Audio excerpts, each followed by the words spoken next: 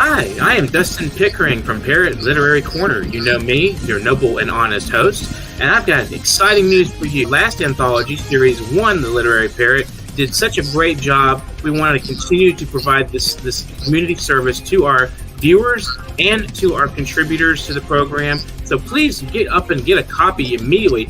You know, if you're in this book, you want to get a copy. If you're not in the book, you want to get a copy and see what we're doing. You want to be excited with us. We want you on this program, and we hope to see you sometime soon on The Literary Parrot. You have to get your hands on this copy. It's amazing. It's an absolutely beautiful anthology meant just for you. Our past guests have been invited back to contribute yet again to this Series 2. We do this quarterly anthology. We will be doing this after our 200 episode milestone. As of this last quarter, we reached 200 episodes, and past that, get up and get a copy immediately. This is the only TV show on earth for creative writers, and our guests are amazing. They're also community activists building from the ground up. This program is for everybody out there who is a creative mind. Order several copies if you can and donate to local libraries. Give them to your friends, cousins, fans, supporters, anybody that you think loves poetry. And it's not just poetry in this book. Remember, this is creative mind. So we have prose, fiction, short stories, essays, artwork, anything you can think of, artistically creative, photographs. Everything in this book is packed. It is packed. It is just absolutely packed. If you want to get your hands on it now,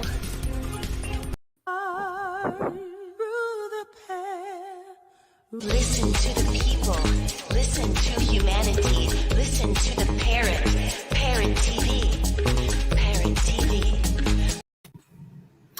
Hey guys, welcome to World Thinkers Network. I'm Dustin Pickering, your noble and honest host, and this is episode number 237 on World Thinkers Network. So congratulations to us for bringing out 237 episodes. Today we have a fabulous guest, as usual.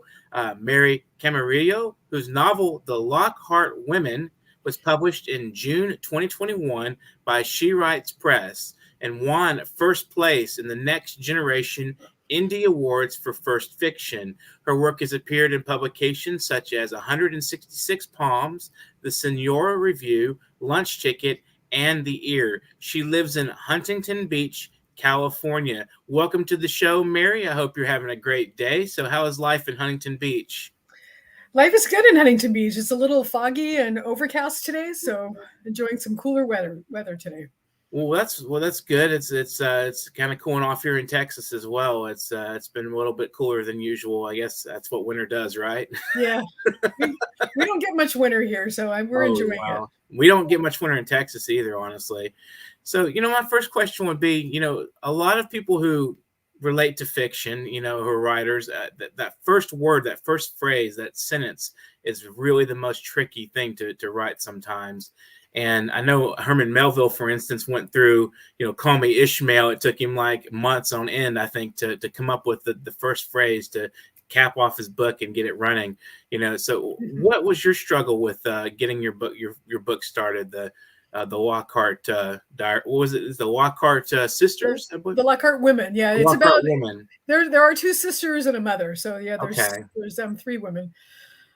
Well, I guess the main challenge I had to overcome is just having confidence in myself. Mm-hmm. I started writing fiction about 10 years ago when I retired from the post office, and just believing in myself. And I think you also have to be willing to write, excuse my language, a shitty first draft, right? Because you need something to edit. You Mm-hmm. need something. So I think the hardest thing is just, like you said, just to put something on paper, but then realize you can revise it. And revision is my favorite part. So what was your editing process like? How long did it take, say, for the first chapter to come out and get where you wanted it to be? Well, this actually started off as a short story at a different period of time in these characters' lives. It wasn't even really about the main character, the mother. It was about one of the daughters. But the mother, once I met her, she kind of took over the story. She's a very compelling character, and she kind of demanded that she take center stage. So Oh, wow. Once I realized I was writing something longer than a short story, yeah, it was a long process. I think Mhm. I spent 6 years on this book. Wow. Had a lot of help from writing, writing friends, writing conferences. I Mhm. read a lot of self-help books for writers. Yeah, so Oh, it's been a interesting. long process. So maybe you could tell us a little bit about the premise of the book. It's a fascinating to me. Is this something that it almost feels like it could actually happen? I mean, this is something that really feels. I mean, there has to be some sort of background behind your basic storyline. So tell us a little bit about the story and where Sure. this idea came from. Well, it's a mother, daughter, sister story. It's Hmm. takes place in Huntington Beach, California, where I happen to live, Hmm. in the 1990s. And it starts on the night of the O.J. Simpson slow speed chase through Los Hmm. Angeles. The family's on the freeway when the O.J. parade goes by, and they're on their way to a party. And at this party, Brenda Lockhart, the mother, finds out that her husband is leaving her for an older and, in her opinion, because Brenda has full of opinions, a much less attractive woman. Hmm. So she's never worked outside the home. She's devastated. So she sits down in front of the TV and she gets hooked on the media circus surrounding the O.J. Simpson trial. Huh. So where did this idea come from? I mean, was it just sort of like a speculative, daydream, or you started off as a short story, you Well, said? I was thinking a lot about women who would tell me I married late in life and I never had children, and I've had a lot of women tell me that they regretted getting married so early, and that's Brenda. She feels like she's settled for less and is entitled to more. And I've known some women like that, and I kind of wanted to explore what that would be like. So that's where the premise came from. The idea of setting it around OJ. I want to make it clear, this is not a book about OJ Simpson. Right. It's a book about a woman who gets hooked on the social media of the time, television in Hmm. the 90s. And But were you I writing was that in the 90s, or was that something that you just I was writing audit reports in the 90s. Mhm. I come from an accounting type background, Okay. and I worked for the post office for many years.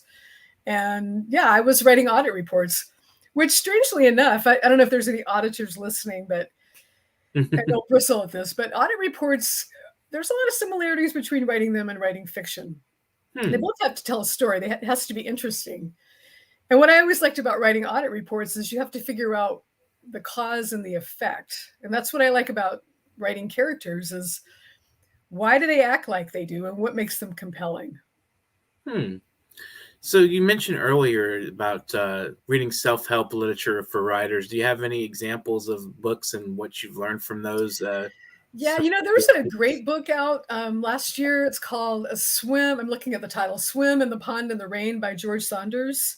Okay. He's a wonderful writer, but he has this book has a really interesting concept because it takes four famous Russian short stories and just dissects them. So in the book, George Saunders has us read a page at a time and then ask ourselves, why do we want to keep reading? What's compelling about this story? Why do we want to turn the page?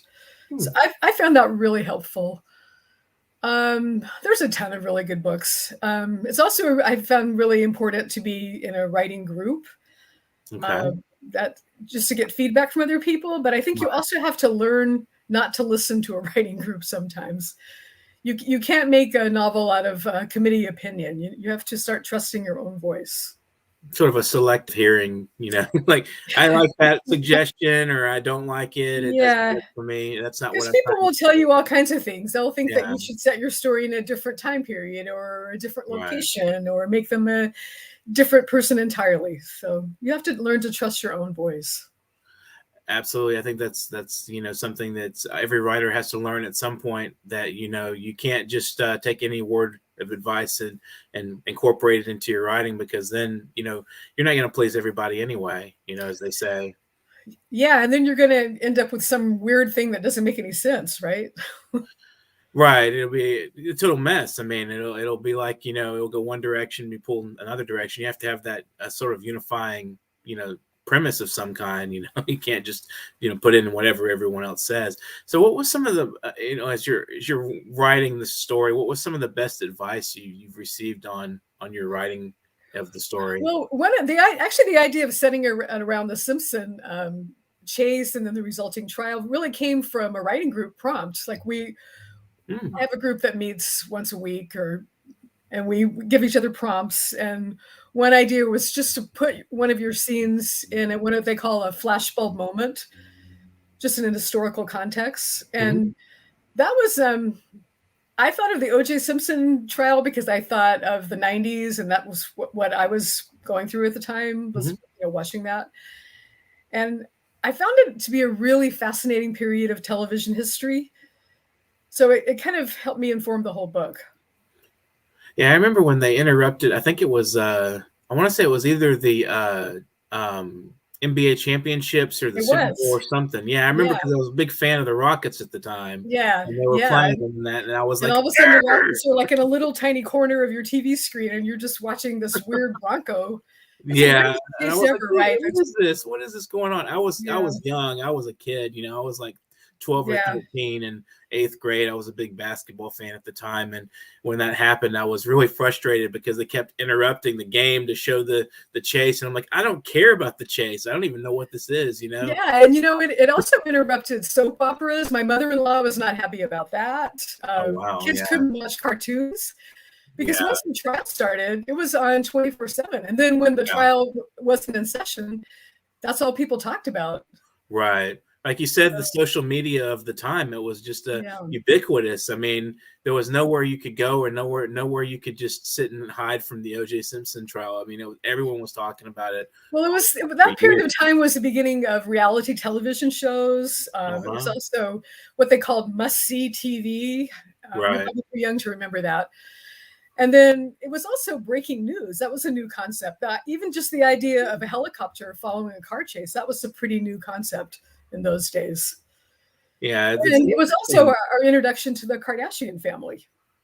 Absolutely. Yeah. I think that all of that ties in. I mean, maybe O.J. Simpson indirectly influenced the 2000s in the entertainment industry, in some way, that way through his car chase. I mean, we owe it to him to go back and look if we want to condemn him for something else, but there's another thing we could get mad at him about.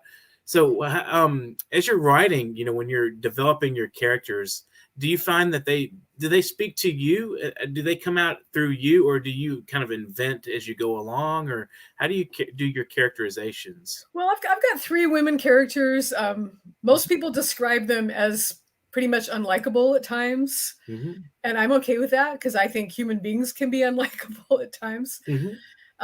These characters do feel really real to me. They have a lot of faults. They have a lot of problems.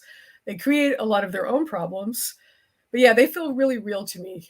And they have their own agenda as to what they want to do. Like I couldn't necessarily make them what I thought they should do, make them do what I thought they should do. So it's interesting. It sounds kind of like you're a crazy person when you talk about characters like that, but yeah, you spend a lot of time with them, and kind of carry them around with you. Take their life of their own in your head, and they push and pull, and they want to do what they're going to do, and you're not necessarily, in control. It's like the story just takes off. Once you get kind of kicking into it, it just sort of goes on a life of its own. Once you get that energy. Yeah, you sound like a writer too. Yeah, I am. I write quite a bit. I'm working on a novel, but it's going slow. So how long did this take you to finish this entire book? You said it started as a short piece and then it started as a short piece. I guess from start to actual publication, it was about 6 years. Wow. But the actual publication time was a lot longer than I expected. It was about 18 months. Okay. But that gave me even more time to do some more revision. So lots of revision. How did you choose a publisher? Did you choose someone that you thought was friendly to the idea, or did you just kind of pick some random, groups and just say, okay, I went with a hybrid publisher. I'm not sure if you're familiar with that concept. I was really determined at the beginning to go to the traditional route, and I tried to get an agent. Like I wrote over 100 letters to agents. Mm-hmm. And I kept getting the same kind of feedback, like, yeah, this is an interesting premise. We like your writing, but we just don't think we can sell it. And in hindsight, I can see a few reasons why. When I was initially pitching the book, it was way too long. It was 106,000 words. Now it's a more slender 93,000 words. Mm-hmm. It's a weird time period, the 90s, because it's not really historical fiction, and it's Right. also not contemporary. So, Mm-hmm. I mean, to someone like you, it might seem historical. To me, it seems like it's pretty contemporary. Kind of So, Middle Earth. yeah. So bookstores are like, well, where does this go on the shelf? And then, Yeah. I'm an older writer. I don't have a huge social media platform. So, big publishing houses are risk aversive. So, Yeah. a friend told me about She Writes Press, which is a feminist hybrid press, Okay. and I sent them some pages, and they loved it. So it Oh, was a good wow. fit. Yeah, it's been a good experience. That's excellent. And it's hard to find a publisher that's really sometimes workable. What are some of the challenges you had while you were writing the book? I mean, were there some roadblocks, some stumbling zones where you're just kind of fixated on something, you can't put it the right way, or the You know, situation doesn't want to resolve a certain way, or I doesn't make think sense? I have a tendency to maybe be too nice to my characters sometimes. Mm-hmm. And I actually had to make myself create some violence against one of them. Okay. No spoiler alerts, but yeah, that was Yeah. difficult for me. And I also there's an expression, you need to kill your darlings. Mm-hmm. I had this wonderful scene of Brenda Lockhart going to Cuba with a tour group, and it just didn't fit in the novel. I think it's got another life someplace else, but yeah, sometimes you have to decide this doesn't really fit the story, even if you like the way it's written. Right. And then I think I also worry a lot initially about the unlikability factor of my characters, because they're privileged people that don't realize they're privileged. Mm-hmm. They're self-absorbed. One of them likes to smoke pot and shoplift, and Mm-hmm. the other one's kind of a doormat. And so, Yeah. they're not maybe the people that you want to go out to lunch with, but I think you'll recognize people that you know. Hmm. There's a great song. My husband plays ukulele, and there's a Okay. great song he just picked up from an artist named Paul Thorne. Maybe you've heard of him. He's from Mm-mm. Texas, I don't think so. but it's I don't like half the folks I love. Kind of a holiday song. Yeah, I was thinking on the love and the sometimes, like, you just put up with people, and when you love them, it's like sometimes you really don't like them at times. They get on your nerves. Yeah, Sometimes that's true, and sometimes that's true of our characters in our head. It's like you can like and dislike them at the same time. They have their own. That's really weird how that world is created, like, out of nothing. It makes a good comparison to sort of like the Genesis idea of God pulling man out of the earth, kind of thing, out of creating the world out of nothing, out of these disparate elements. And there's just it makes me think of like creating ex nihilo. It's like out of just completely pulling some kind of story out of it just kind of absorbs you in some ways. yeah.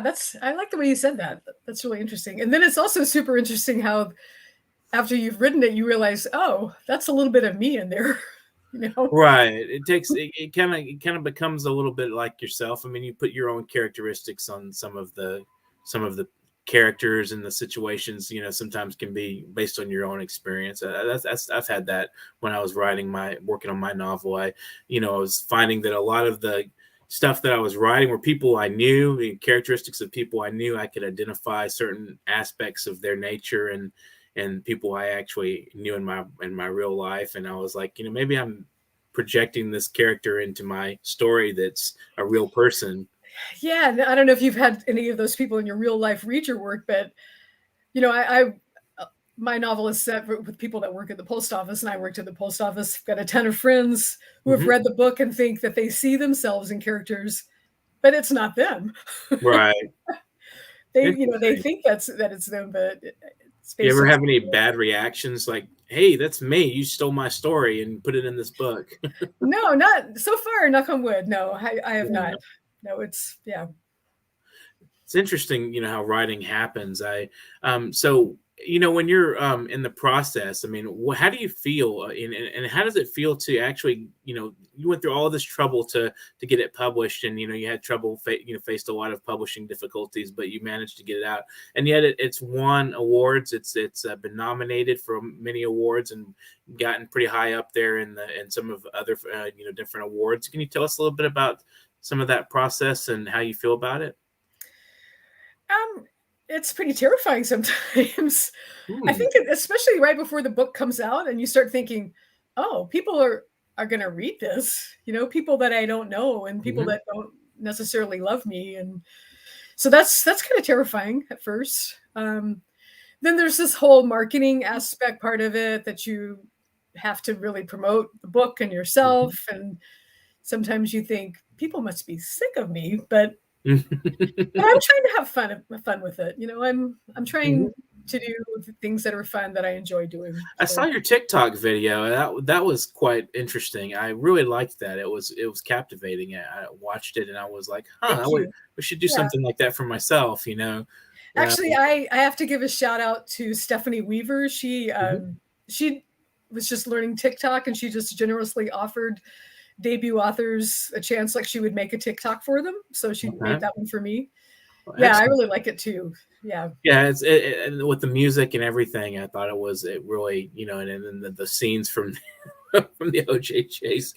Yeah. That was a fun. She did a really good job with that. It was very good, and I'm glad that you had somebody that made a nice promotional video, because that does help quite a bit in today's world for people to actually visualize what's being read. We're going to take a brief break, and we'll be right back with World Inkers Network. The Prisoner. I can still smell you on my pillowcase, in the comforter and sheets.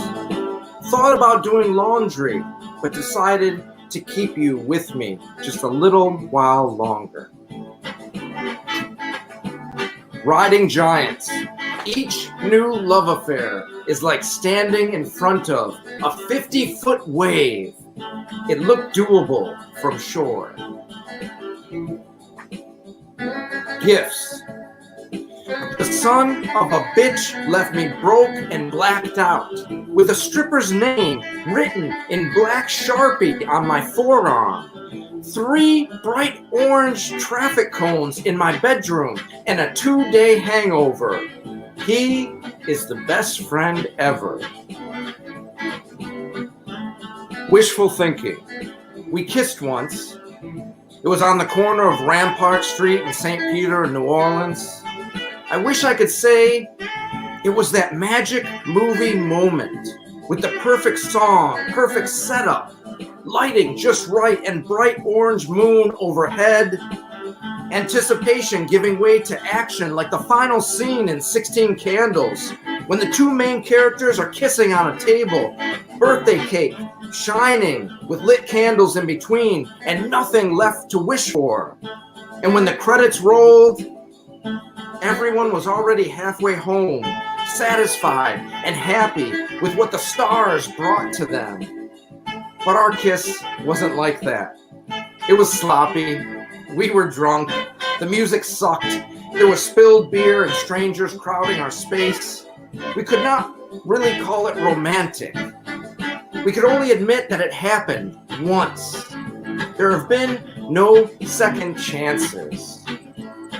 I have had 1,000 more moments between that kiss and today. Some amazing, others incredible, fulfilling, and fun, but all have put me here, back here, alone, staring at the stars, with only one wish left. Corner, brought to you by New York Parrot TV, the voice for humanity. Welcome back to World Inkers Network, and I'm Dustin Pickering. Today we have Mary Camarillo, author of The Lockhart Women. So tell us, can you maybe read us a passage or two from the book and give us an idea of your writing style? Sure. How about if I start with chapter 1? Absolutely. Captivate us. Okay, this is June 17th, 1994. Brenda can't decide what is worse, watching her husband drive like a maniac or worrying about some idiot on the San Diego freeway crashing into his brand new truck. Everyone is driving too fast, following too closely, and changing lanes without signaling. At least the traffic is moving, she tells herself. Somewhat of a miracle on a getaway Friday. And then, for no apparent reason, all the brake lights go red, and every vehicle in all 8 lanes across the freeway comes to a dead stop. She braces her hand on the dashboard as her foot instinctively reaches for the non-existent brake pedal. Will you stop that? Frank says. You should have taken service streets. Frank drums his fingertips on the steering wheel. Jesus Christ, what the hell's going on? It's Friday night, Brenda said. What did you expect? She wonders again why he's so intent on going to a housewarming party in Torrance, just because some woman he works with at the post office bought herself a condo. It doesn't seem much to celebrate, but Frank changed into his best Hawaiian shirt and a new pair of shorts as soon as he came home from work. I could have at least made my 7-layer dip. I wish you'd given me a little more notice. She never goes to parties empty-handed. She's famous for her dip, her guacamole, and her double fudge bud cake. Should I keep going, or you want more? A little bit more will be fine. She flips down the visor to check her hair. The new style is very blonde and very short, with loose spiral gel curls away from her face. Her hairdresser copied it from a magazine photo of Drew Barrymore, which her 2 daughters find ridiculous, their ancient mother imitating an actress their age. Frank either hasn't noticed or has chosen not to comment. His red hair is flecked with gray, and there are tiny lines etched around his green eyes. But luckily, or unfortunately, lately she can't decide which is more accurate, he's still the best-looking man she knows. Peggy and Allison laugh together in the back seat about something. She glances at them as she touches up her lipstick. Her daughters are barely 10 months apart in age, but could not be more difficult in temperament or appearance. Peggy's a pretty girl, a somewhat sturdier version of herself.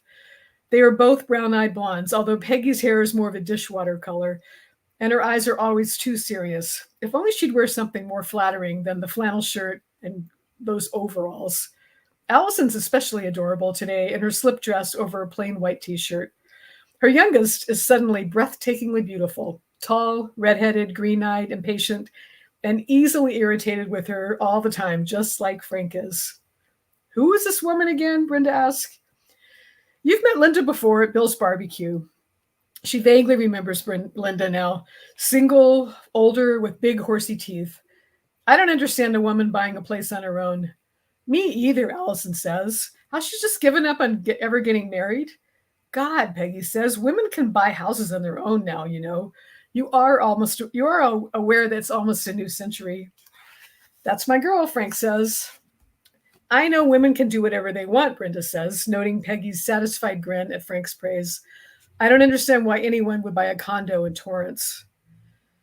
Condos don't appreciate like houses do, especially in Torrance. She'll never get her investment back. Why are those people standing on the overpass? Allison asked. Brenda looks up, and indeed, there are dozens of people on the overpass, staring intently through the chain-link fence at the freeway below. A few of them hold signs. Honk if you love the Jews. Run, OJ, run. The man driving the green Corolla in front of them shuts off his engine and gets out of his car. Frank rolls down his window. What are you doing? OJ's making a run for it, the man says. He's behind us now, in a white Bronco heading this way. The juice is loose, the woman getting out of the car behind them yells. The crowd is giddy with the exhilaration of standing on the normally forbidden freeway. On the southbound side, cars are parked in the carpool lane, and their passengers lean over the center divider as if they are joining a neighborhood barbecue. Let's get out, Frank says. He turns off the engine and jumps out of the truck. Be careful, Brenda says, as he reaches for Allison's hand and glances over his shoulder, waiting for Peggy. She smiles. He may not be a faithful husband or a forgiving man, but he's always been a good father.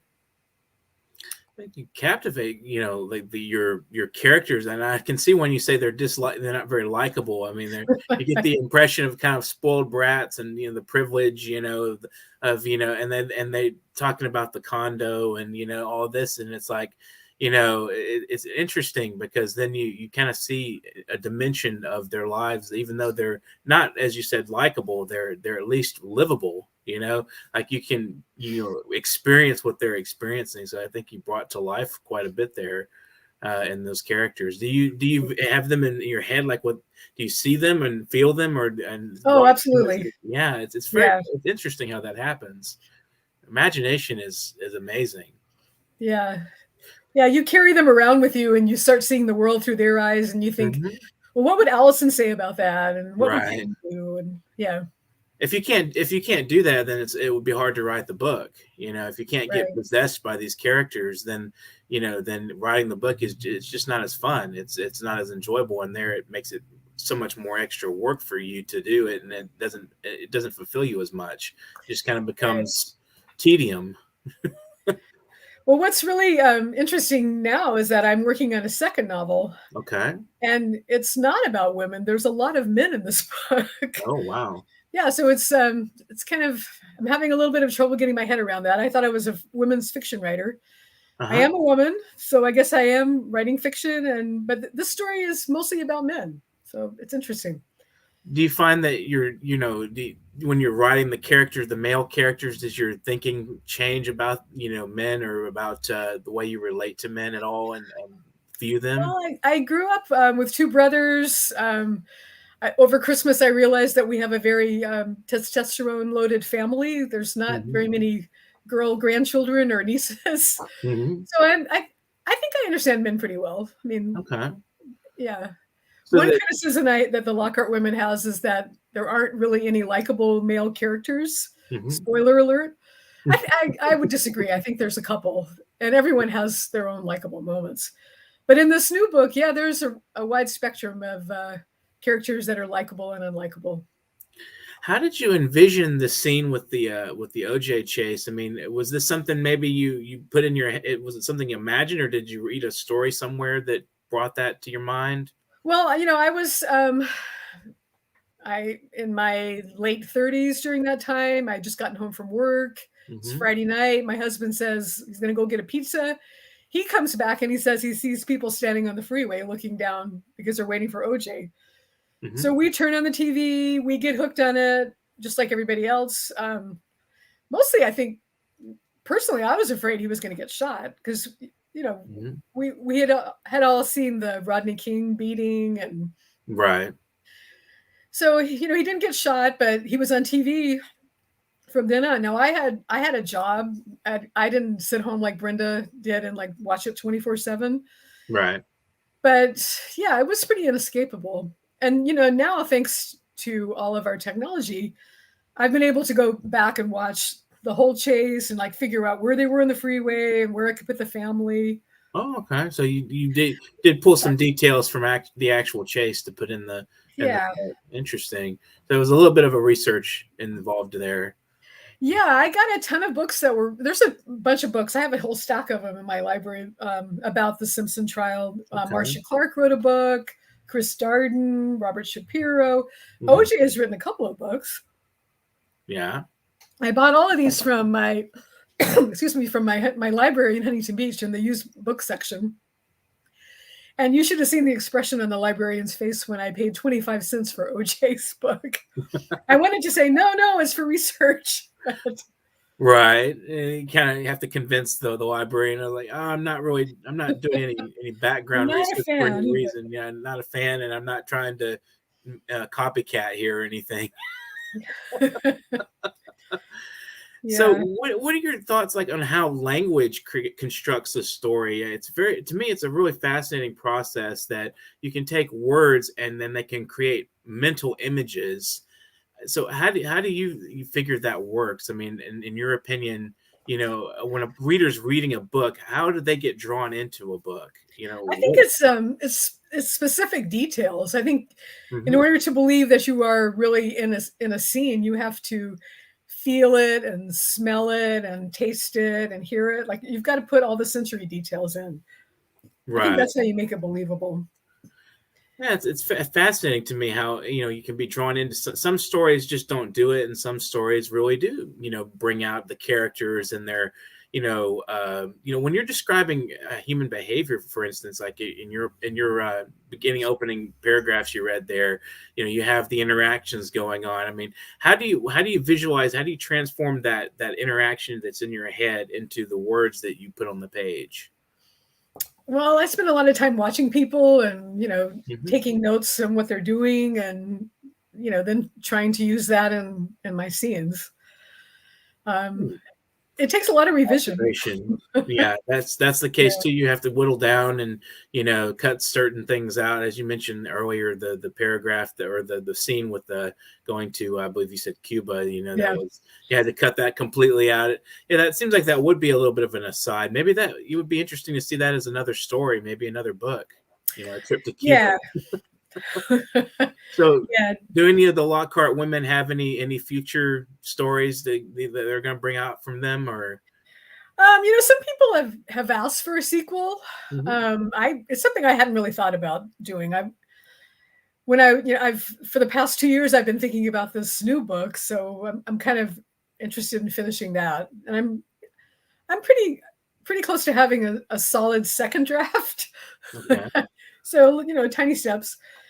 We could give a little teaser about what the story is and what it's about. Sure, it's definitely more contemporary. It's set in 2017, so it's right after the Trump election, before the pandemic, Okay. very specific time period. It's set in Huntington Beach, California, which is kind of an interesting city to live in. I don't know if you have seen our city on local news, but we have a lot of protests and Right. a lot of people that have very strong opinions about things that are very eager to get out in the street and yell. So Vocal. some of those characters are in this. Hmm. It's about a guy living in his car and a real estate agent and an aerobics instructor and a young boy who likes playing drums and setting things on fire. So, Oh wow, that and they sounds all live in the same neighborhood. So a drummer, they the have, pyromaniac drummer. yeah. Hopefully, he doesn't set his drum kit on fire in the story. Maybe like on stage, or something. Yeah, I've been having all kinds of fun doing, YouTube research on how to shoot flames and stuff. So, Interesting. It sounds like an interesting group of people there. yeah. And those are all imagination. Like you don't like. How do you come up with the occupations and all of that? I mean, it's really fascinating to me how that works. Is that these people just kind of appear, or do you develop them through time and or get to know them? And like you talk like with a real Well, all the person. time I worked at the post office, I knew there was a million stories there. I mean, Yeah. Charles Bukowski wrote the iconic Uh-huh. post office, Mm-hmm. which is very realistic. But yeah, this is a little more contemporary. But yeah, there's so many stories. Post office has a wide variety of people, different cultures that come together and clash. You have to work weird hours. People don't always get along, so there's a lot of drama. People have affairs with each other they're not married to, and it's Wow. lots of Yeah. material. Lots So, of people. yeah, lots of people. So, and I think I always like reading about people and their jobs. Uh-huh. I like that makes a character feel real to me if I know what kind of work they do. And Okay, so it's part of constructing the, getting to know the character is, you can. Do you do like a template? Do you like write down all these characteristics to keep track of them, or do you just write the story? no, a lot of writing books say to do that, and I probably should, but Mm-hmm. no, I don't. So I don't do an you just outline either. Are you a person that outlines? a little bit here and there. Like I mostly write the story, and then I'll go through and take notes as I'm writing. What I've written, so that way I know, like if I'm revising back to something, I know where it is, and I know Yeah, what happened in the previous chapters. that's pretty much me. Yeah, make sure Yeah. that it's consecutive and it makes sense. But sometimes I wish I was the kind of person that could write an outline and then stick to it, and I think it would be a lot more efficient. But Yeah. my characters just don't want to do necessarily what I think they're going to do when I start writing about them. Well, that happens to me too. So, what would your final words be for the audience of writers, advice to writers and thinkers out there? I think I have 3 pieces of advice. The first one is stay in the chair because nothing will happen unless you write it on the page. Mm-hmm. But I like contrary advice to that too. Is also don't be afraid to get up and go pull some weeds in your garden or put dishes away. Because sometimes when I'm doing really menial tasks and I'm not thinking about my book at all, that's when solutions come to me.